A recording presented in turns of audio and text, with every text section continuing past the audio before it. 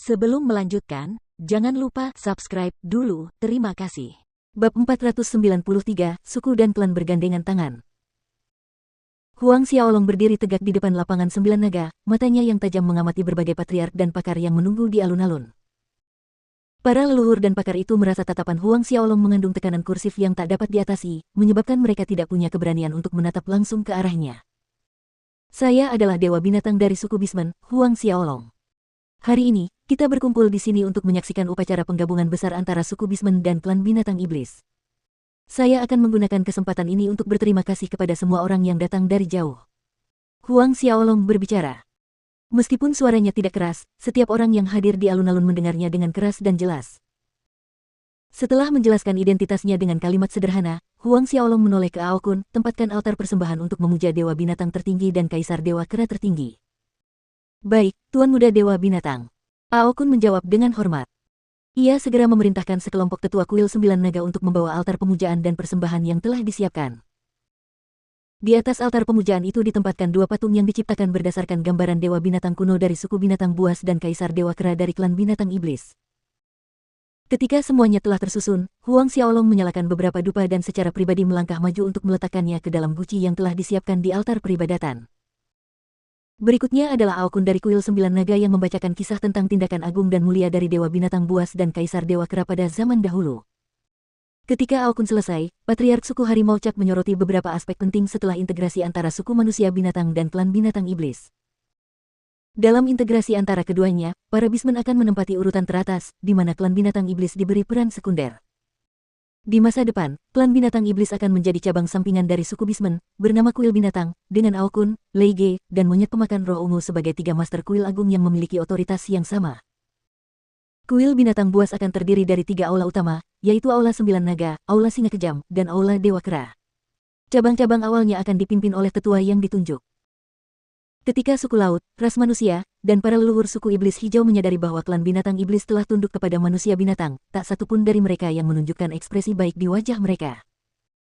Meskipun Huang Xiaolong tidak mengatakan semuanya secara terus terang, dari pengaturan ini, maksudnya jelas terlihat oleh semua orang. Klan Binatang Iblis hanya akan menjadi cabang sampingan bagi manusia binatang.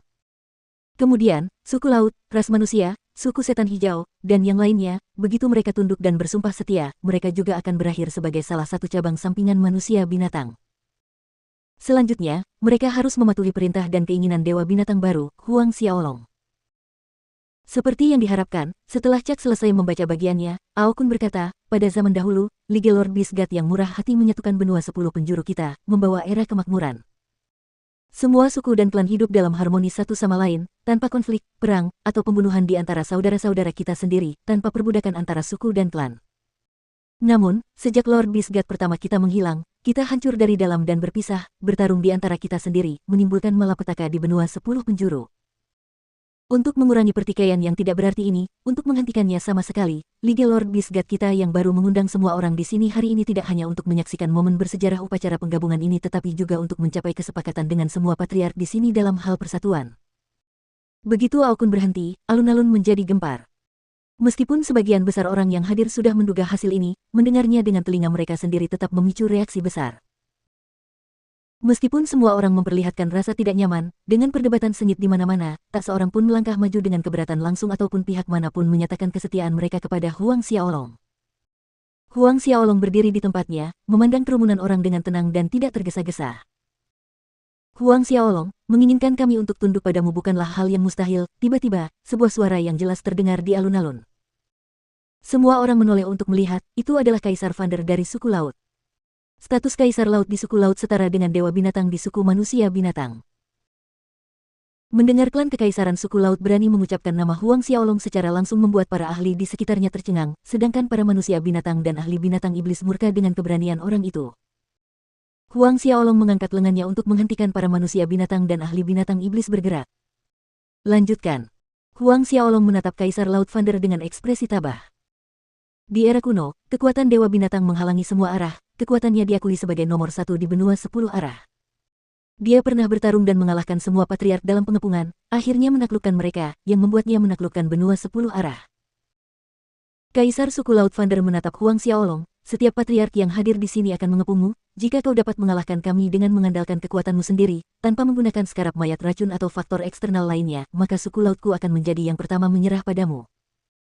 Begitu Kaisar Laut selesai berbicara, alun-alun itu dipenuhi dengan teriakan kaget dari setiap sudut alun-alun.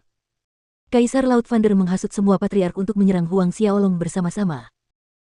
Mayoritas patriark yang hadir merupakan ahli alam Sein, terlebih lagi, kebanyakan dari mereka berada di alam Sein Ordo ke-10. Bahkan jika ahli nomor 1 yang diakui saat ini di benua 10 penjuru, Ao Kun, dikepung oleh para leluhur ini, hanya akan ada satu akhir, kematian. Kecuali Huang Xiaolong berhasil menembus alam dewa. Hanya seorang master alam dewa yang mampu mengalahkan begitu banyak patriark alam suci dalam pengepungan. Vander, kau lancang sekali. Aoi Kun, Lei Ge, Cak, dan yang lainnya merasa terpancing, berteriak marah pada Vander. Meskipun Ao Kun dan yang lainnya mengetahui kekuatan Huang Xiaolong, pada saat yang sama mereka merasa mustahil bagi Huang Xiaolong untuk mengalahkan begitu banyak leluhur yang bersatu untuk menyerangnya. Namun, Huang Xiaolong mengangkat tangan untuk menghentikan Ao Kun dan yang lainnya, memberi isyarat agar mereka mundur. Kaisar Laut Vander mengabaikan niat membunuh Ao Kun, Lei Ge, dan yang lainnya yang diarahkan padanya saat dia dengan tenang menghadapi Huang Xiaolong. Bagaimana? Huang Xiaolong, apakah kamu takut? Jika kamu pikir kamu tidak memiliki kekuatan ini, maka beritahu semua orang di sini bahwa kamu tidak memiliki kekuatan, katakan dengan lantang. Katakan dengan jelas. Selain itu, kamu harus bersumpah bahwa kamu tidak akan pernah menyerang masing-masing suku kami. Bersumpah. Aura pembunuh yang terpancar dari Ao Kun, Lei Ge, Cak, dan yang lainnya semakin kuat setelah melihat Vander berani memaksa Huang Xiaolong bersumpah di depan umum. Ki iblis yang mengerikan menembus langit, momentum yang menyesakkan itu menimbulkan rasa takut di hati para ahli yang hadir. Benar sekali. Huang Xiaolong, jika kamu tidak memiliki kemampuan sebanyak ini, maka nyahlah dari ayah ini. Ibumu, menurutmu kamu ini apa? Bertingkah seolah-olah kamu adalah dewa binatang kuno, ingin menyatukan benua 10 arah, kamu pikir kamu memenuhi syarat untuk dibandingkan dengan dewa binatang kuno. Kamu tidak memenuhi syarat. Sebuah suara serak menyela, menggetarkan gendang telinga semua orang.